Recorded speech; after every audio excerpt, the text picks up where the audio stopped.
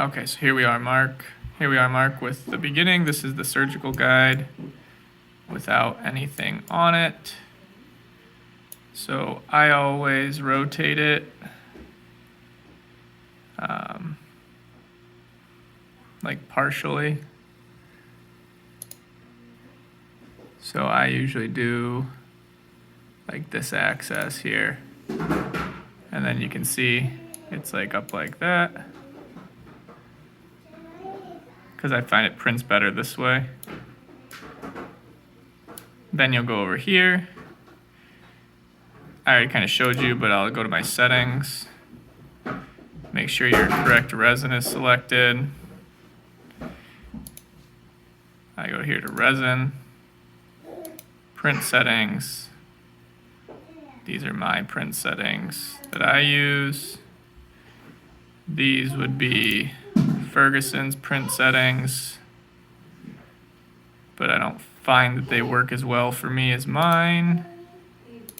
And then here's another set. These are the same as those other ones, but I find that these ones work best for me. You're just gonna have to kind of play around with it. Each printer's a little different. Okay, so you got that done. Go over here, go to this. This is the support setting.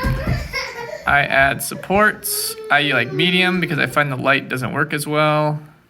I go down here, I hit plus all.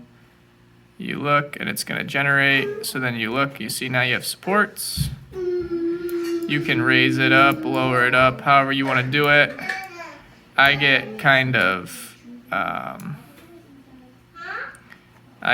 weird about it, and I will add a lot of extra. So like, I'll go in here and like add supports here and here, here, because they're pretty easy to clean off. So I'd rather get my print done and add a little extra. And then what I'll do is I'll go in and kind of zoom in here, and I'll check and make sure that like I don't like those supports like touching where my guide is gonna be. So I go over here, and this is like delete support. I click on that, and I'll go in and I'll like delete this support and this support and that support,